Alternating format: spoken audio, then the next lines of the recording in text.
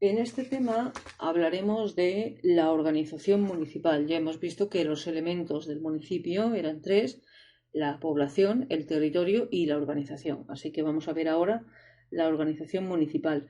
Veremos los órganos necesarios: el alcalde, los tenientes de alcalde, el pleno y la junta de gobierno; órganos complementarios, comisiones informativas y otros órganos; estatuto de los miembros electivos de las corporaciones locales; los grupos políticos y los concejales no adscritos; la participación vecinal en la gestión municipal y las especialidades en el régimen orgánico funcional en los municipios de gran población. Para ver todo esto, yo personalmente me remito a la ley de bases, y de hecho es que no salgo de la ley de bases. Para algún epígrafe, si alguien quiere ampliar, se puede ir al ROFEL, pero yo prefiero no extenderme demasiado, por lo que ya he repetido muchas veces. Se trata de poco tiempo en el oral, y en el escrito también poco tiempo, porque aunque sean 3 horas, se pide mucho contenido y no, yo creo que hay que ir a lo conciso. Y de hecho yo he comprobado cómo se valora ser conciso, ser muy preciso y no desperdigarse por legislación varia a fin de configurar un corpus o un contexto normativo que nos ayude a situar nada. Hay que ir específicamente a los artículos que nos piden y se acabó. Así pues, en este tema empezamos con la organización municipal, que está recogida en el artículo 20 de la Ley de Bases. Recordemos que la Ley de Bases está dictada en virtud de la habilitación del 149.1.18 de la Constitución y es la normativa básica en lo que respecta al régimen local, sin perjuicio del posterior desarrollo que hagan las comunidades autónomas de aspectos concretos que sean susceptibles de desarrollo y que no invadan nunca la competencia municipal. En el artículo 20 nos habla de la organización municipal, nos dice que responde a las siguientes reglas. Así pues, vemos que se corresponde efectivamente con el epígrafe de órganos necesarios, y vamos a ver cuáles son esos órganos necesarios. Los tenemos aquí señalados y nos dice el apartado A que el alcalde, los tenientes de alcalde y el pleno existen en todos los municipios. El apartado B nos dice que la Junta de Gobierno local existe en todos los municipios con población superior a 5.000 habitantes y en los de menos cuando así lo disponga su reglamento orgánico o así lo acuerde el pleno de su ayuntamiento. Observación que quiero hacer. El reglamento orgánico tiene que ser aprobado por mayoría absoluta del pleno. Sin embargo, cuando así lo disponga su reglamento o así lo acuerde el pleno de su ayuntamiento, no nos dice qué clase de mayoría se exige para este acuerdo. Este que estoy señalando ahora mismo. Este acuerdo del pleno de su ayuntamiento. Con lo cual yo personalmente me quedo un poco en el aire. No sé si basta con una mayoría simple o me están pidiendo la mayoría absoluta del reglamento orgánico.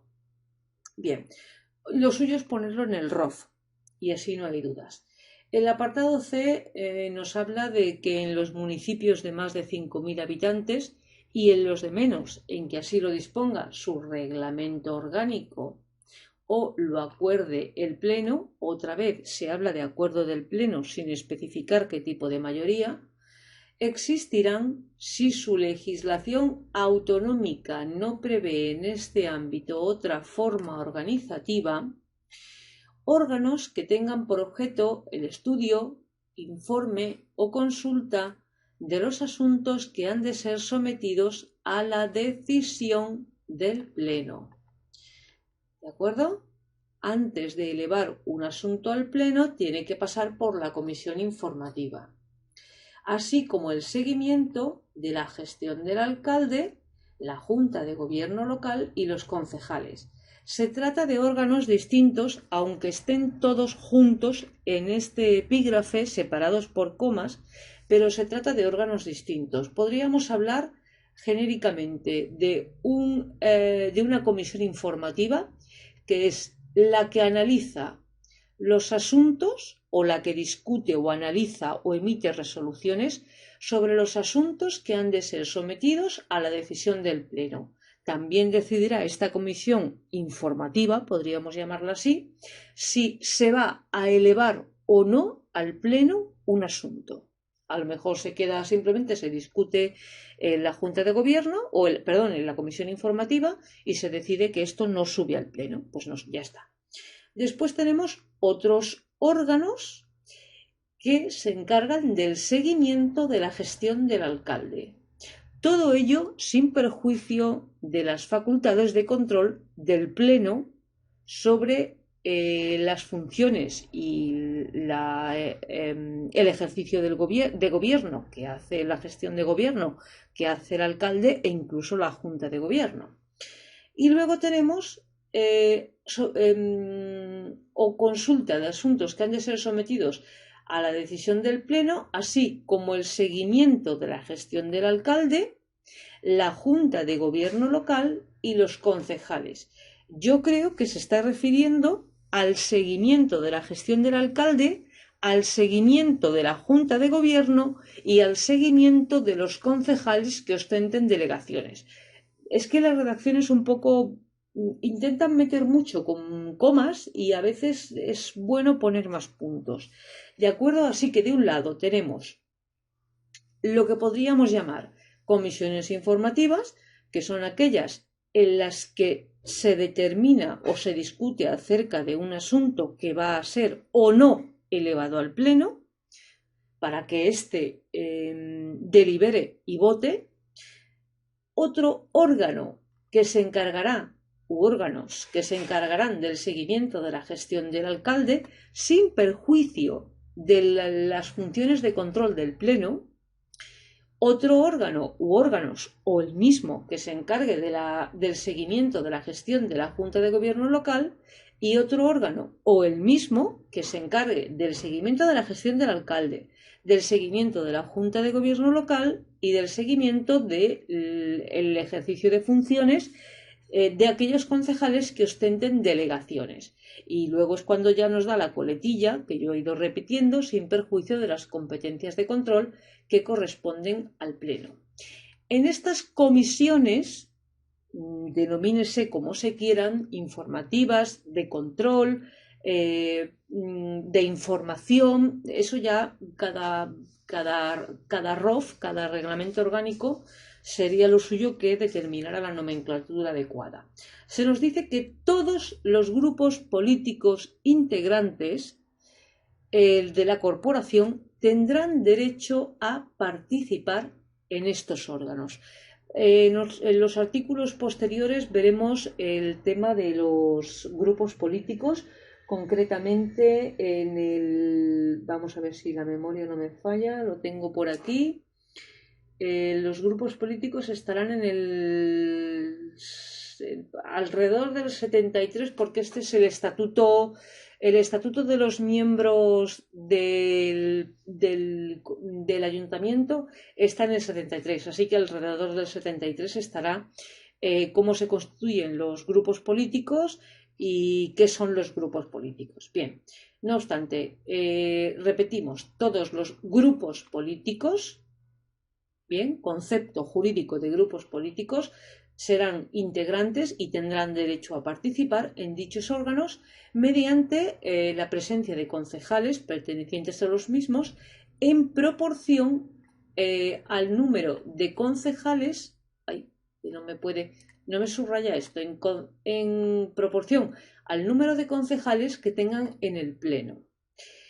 En el apartado D se nos habla de la Comisión Especial de Sugerencias y Reclamaciones, que existe en los municipios señalados en el título 10, que en principio son los municipios de gran población, y en aquellos otros en los que el Pleno así lo acuerde por el voto favorable de la mayoría absoluta. ¿Veis? Aquí sí aparece un quórum de mayoría, es decir, una mayoría cualificada, una mayoría absoluta, para que exista o se dé vida, por decirlo de alguna manera, a esta comisión especial de sugerencias y reclamaciones en municipios que no son los del título 10. Bien, o así lo disponga su reglamento orgánico. Aquí sí que hay coherencia, porque recordemos que el ROF se aprueba por mayoría absoluta y aquí lo que se requiere es un acuerdo por mayoría absoluta del número legal de sus miembros. En los otros casos se nos habla de mayoría por el Pleno. Yo cuando me lo piden lo digo así, pero siempre me queda la duda de decir, bueno, ¿qué mayoría? En fin. Y ahora vemos los complementarios que aparecen. Vamos a ver si soy clara al explicarme. Los complementarios son, de alguna manera, enunciados en el apartado 2 y 3 del artículo 20 y desarrollados en el ROFEL. Pero como ya sabemos que siempre el tiempo es la cuestión principal que hemos de tener en cuenta y que no podemos inventarlo, el tiempo, pues yo personalmente me conformo con exponer el apartado 2 y 3 para dar por satisfecho el epígrafe de los órganos complementarios. Nos dice el apartado 2 que las leyes de las comunidades autónomas, primera cuestión a destacar, legislación autonómica en régimen local. Bien, ya hemos dicho que esta es ley básica, que es del Estado, sin perjuicio del desarrollo que puedan hacer las comunidades autónomas y sin que en ningún caso la comunidad autónoma pueda invadir competencias municipales. Bueno, pues las leyes de las comunidades autónomas sobre el régimen local podrán establecer una organización municipal complementaria a la prevista en el número anterior.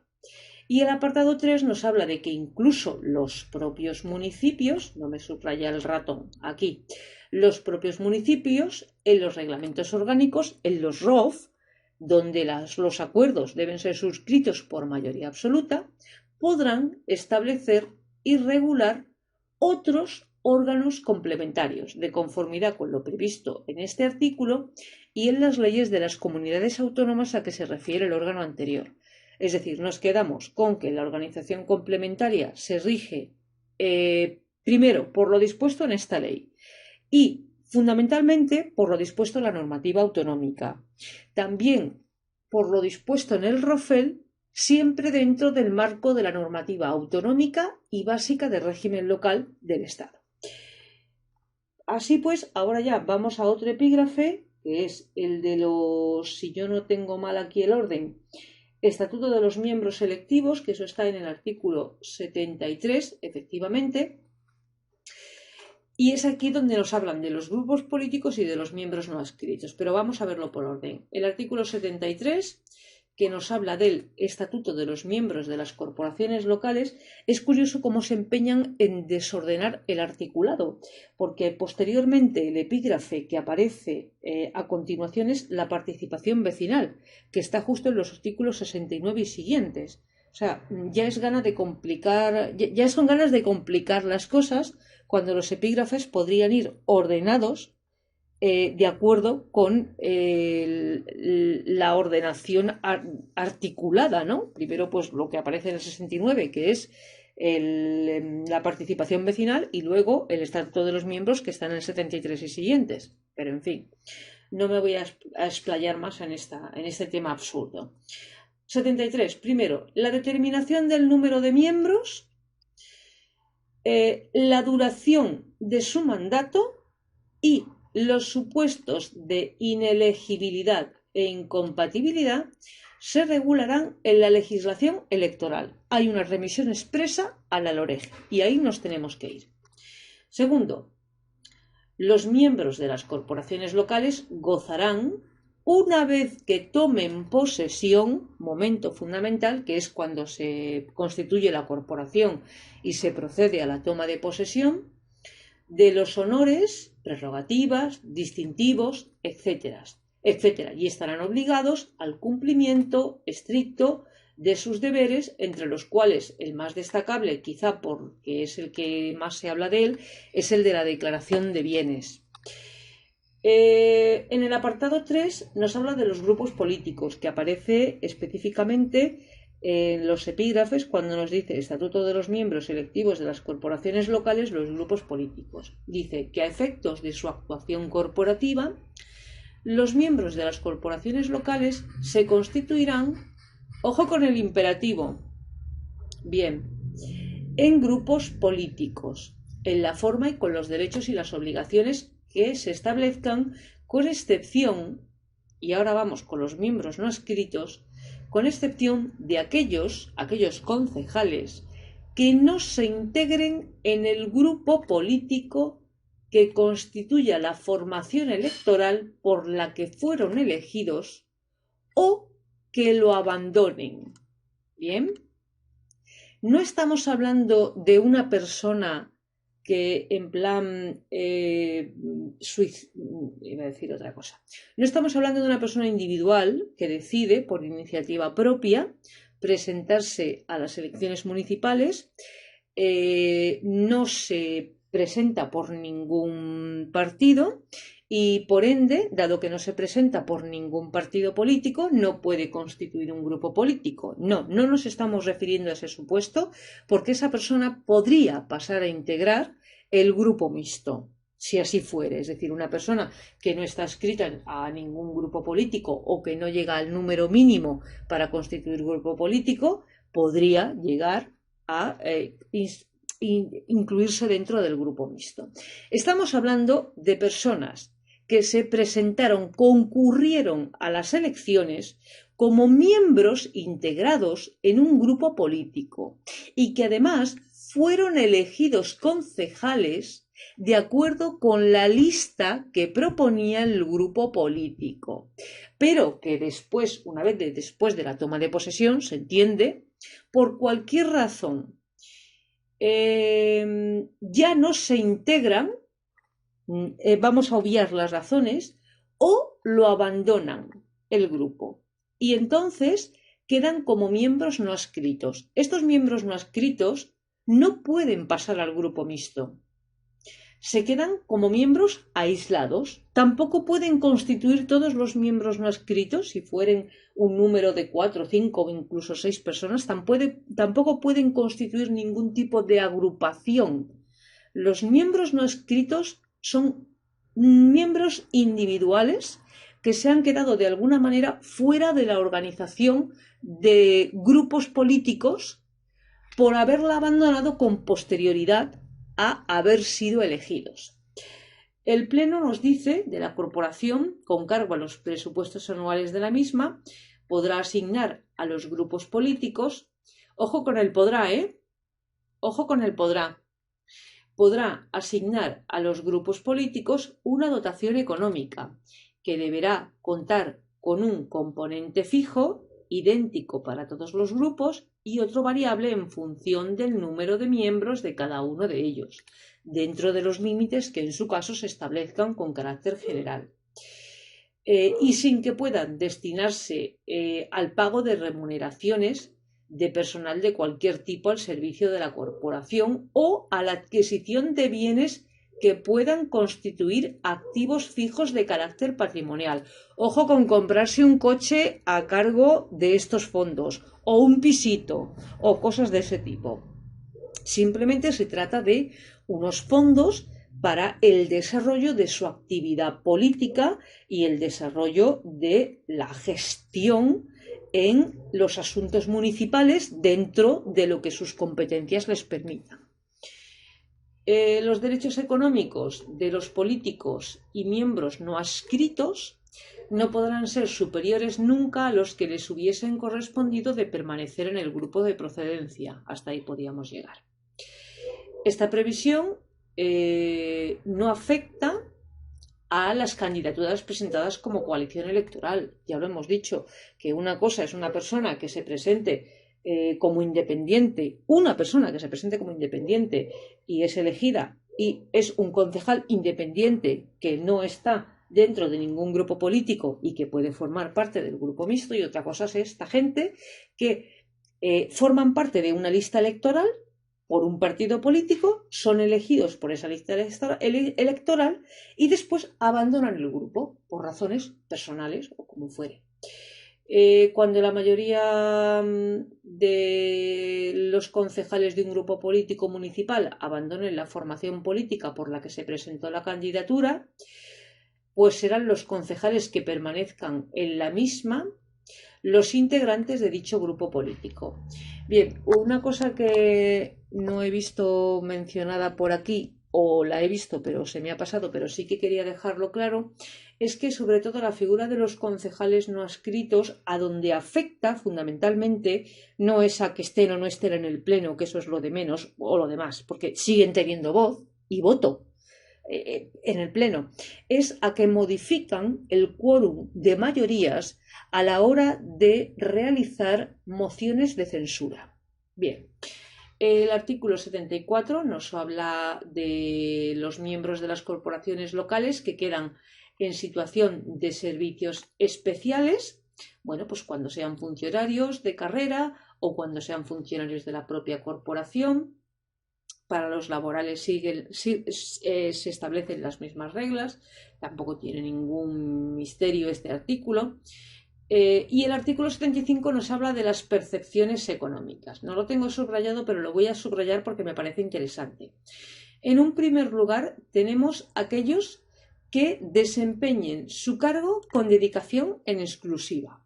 Bien, serán dados de alta en el régimen de seguridad social, asumiendo la corporación el pago de las cuotas empresariales, y en este supuesto de tales retribuciones su percepción será incompatible con estas retribuciones. Es decir, estas personas cobran por desempeñar con dedicación exclusiva la concejalía y no pueden ejercer ningún otro tipo de actividad profesional. Sí, profesional y por la que perciban dinero. Estaba pensando en participación en ONGs y cosas de este tipo, pero aquí puede haber actividad laboral en una ONG, pero no está retribuida.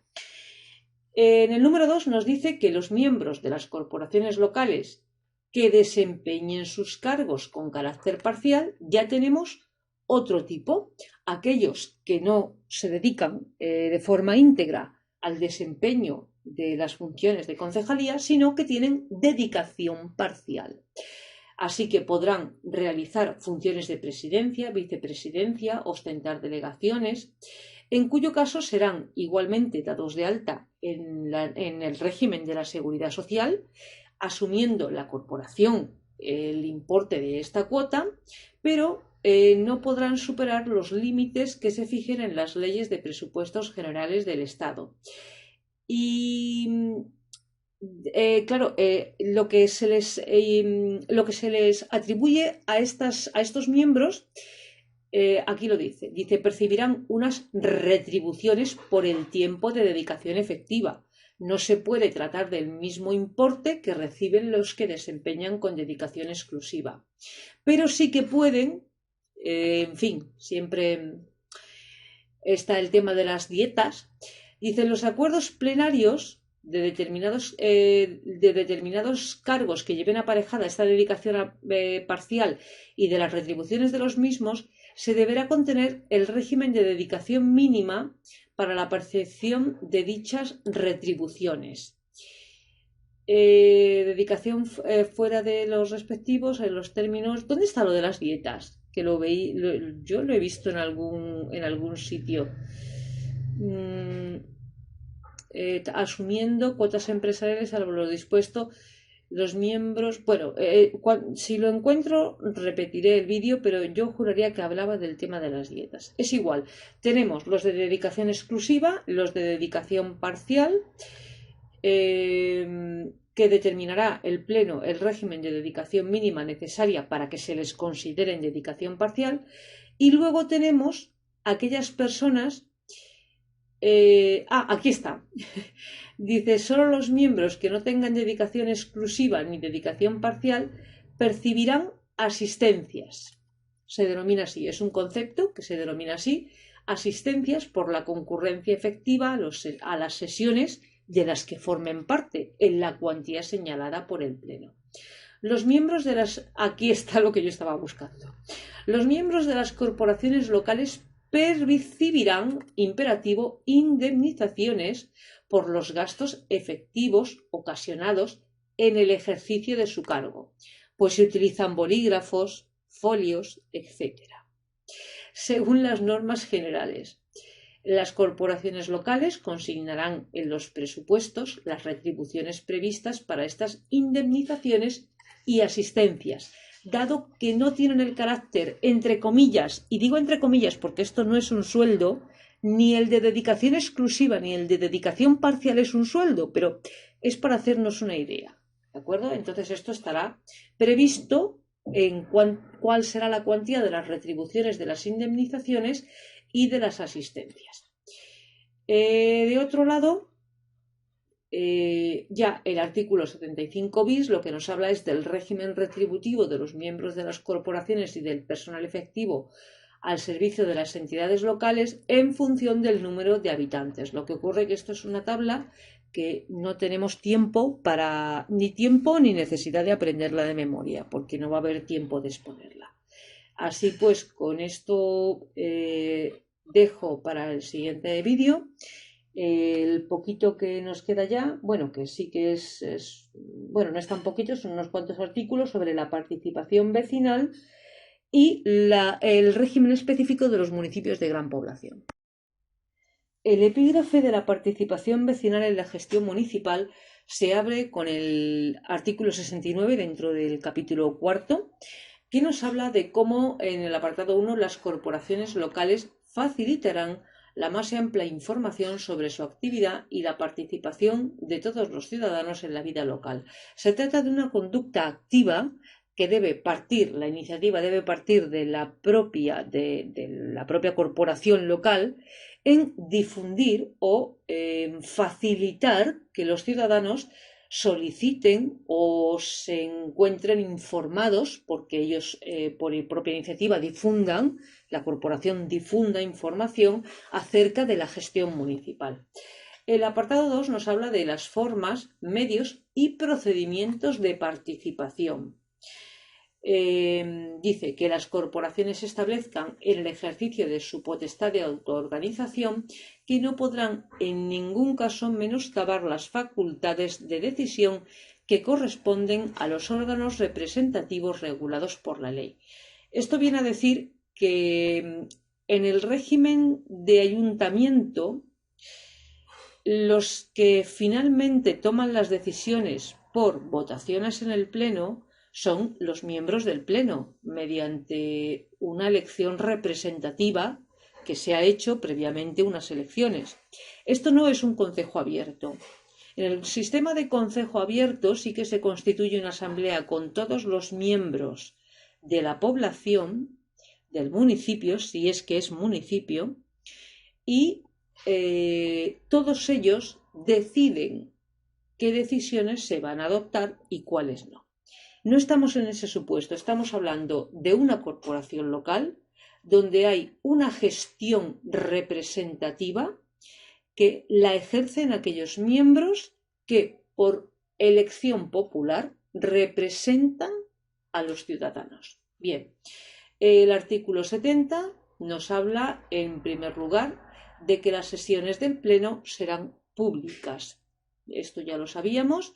Dice, no obstante, podrán ser secretos el debate y la votación, cosa que no entiendo, por qué no se puede conocer la opinión de cada uno de los concejales o el voto de cada uno de los concejales en asuntos de relevancia pública y que afectan a los ciudadanos.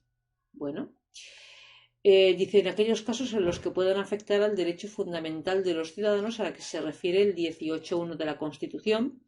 Decir eso y decir nada es lo mismo, porque cualquier cosa puede estar incluida en el 18.1 de la Constitución o cualquier cosa la podemos excluir del 18.1 de la Constitución.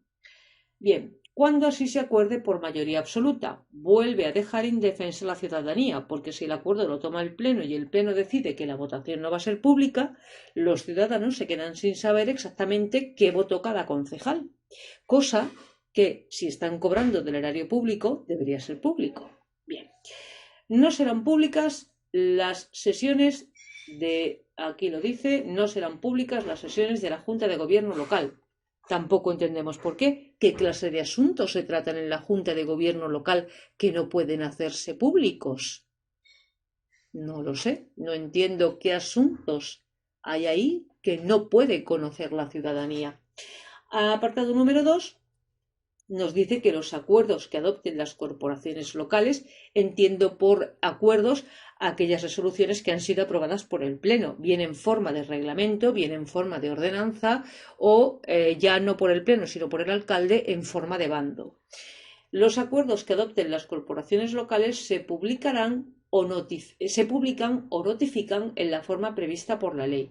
Esto es fundamental. Requisito artículo 39 de la ley 3915, requisito de publicidad o publicación para que despliegue efectos una resolución administrativa, en este caso de carácter general y no una resolución de carácter particular, como dice la ley 3915, pero que nos sirve para abonar el campo de que es necesaria la publicación y la notificación y cómo los efectos se despliegan a partir de ese momento de publicación o notificación, como nos dice a continuación el propio apartado 2, que nos dice que se publicarán en el BOE de la provincia y que no entrarán en vigor hasta que se haya publicado completamente su texto y haya transcurrido el plazo previsto en el 65.2 de la antigua redacción de la ley de bases, salvo los presupuestos y las ordenanzas fiscales. Este plazo, que nos habla de reglamentos y ordenanzas no fiscales, es de 20 días. Las ordenanzas fiscales no tienen vacatio legis. El presupuesto creo que tampoco tiene vacatio legis, pero no me jugaría la mano por ello ahora mismo. Las ordenanzas fiscales seguro, no tienen vacatio legis, entran en vigor conforme se publican.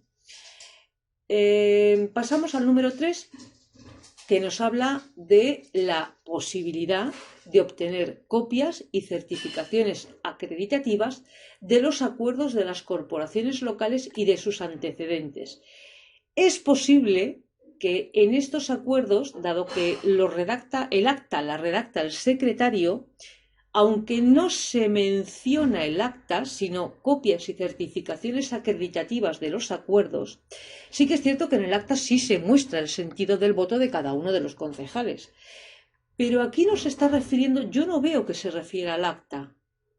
Nos habla de los acuerdos. Es como si lo que ofrecieren en fotocopia, por decirlo de alguna manera, fuere la resolución final ya que toma el Pleno, diciendo, bueno, pues el Pleno acuerda, estima o desestima, pero no el acta tal como la redacta el secretario, donde sí se expresa el sentido del voto de cada concejal.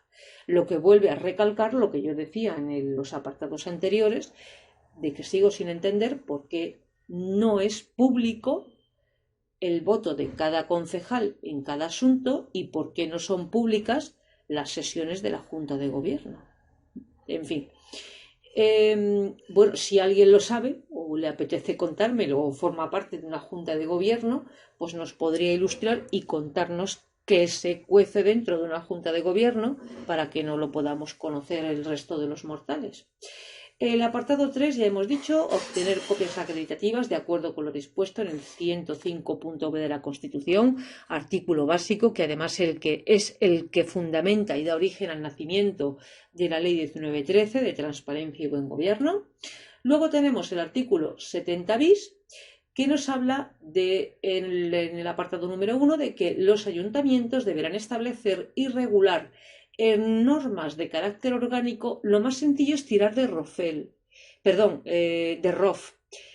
pero puede ser otro tipo de norma de carácter orgánico, siempre y cuando sea aprobada por mayoría absoluta y tenga el carácter orgánico que le dé el Pleno, pues es una norma de carácter orgánico.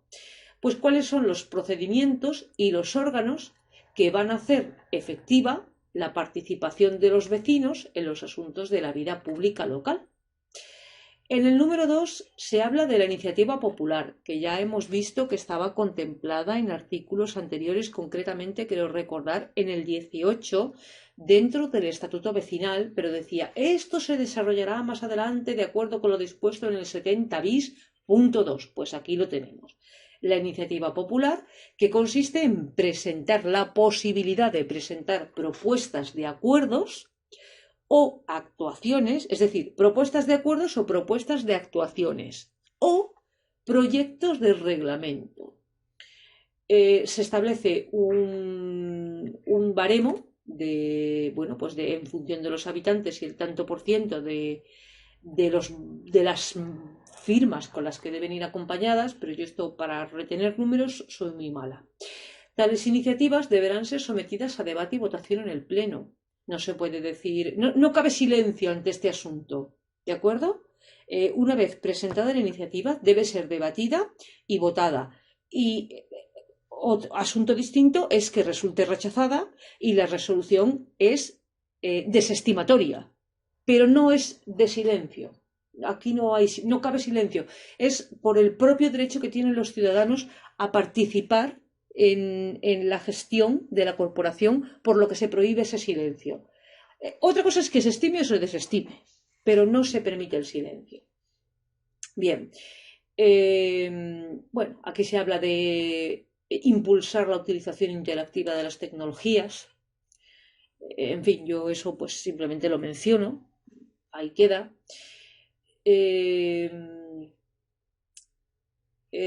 Y pasamos al 70 ter, que es a donde yo quería llegar, porque es un artículo interesante que nos habla sobre ordenación del territorio y urbanismo, diciéndonos que las administraciones públicas con competencias de ordenación territorial y urbanística deberán tener a disposición de los ciudadanos o ciudadanas que los soliciten. Así pues, en principio no es que esté publicado en el tablón de anuncios, que podría ser el caso si estuviéramos dentro del del periodo de trámite de información pública, sino que tú lo tienes que solicitar y la corporación tiene la obligación de facilitar copias completas de los instrumentos de ordenación territorial y urbanística. Y otra cosa que quiero destacar. Habla de ciudadanos o ciudadanas. Aparte del tema del sexo, quiero destacar que no habla de vecinos. Los vecinos, como recordamos en el artículo 17 que habla sobre el padrón, creo recordar que es el 17, o el 16, creo que es el 16 el que habla sobre el padrón, 16, 17, conservación, mantenimiento. El 16 nos habla y el 15, de que aquellas personas que están inscritas en el padrón tienen la condición de vecinos. Y en un principio, aquí se nos habla en el artículo 18 de la participación vecinal. Es decir, están legitimados para participación en la gestión de la corporación quienes tienen la condición de vecinos. Y de hecho, en los artículos previos, por ejemplo, el de la iniciativa popular, normas orgánicas adecuadas para la efectiva participación de los vecinos. En todos estos casos se habla de vecinos. Bien, es decir, personas que están inscritas en el padrón municipal. Sin embargo, en el caso de los instrumentos urbanísticos, por la importancia que tiene, se habla de ciudadanos o ciudadanas, que pueden o no ser vecinos. ¿Por qué?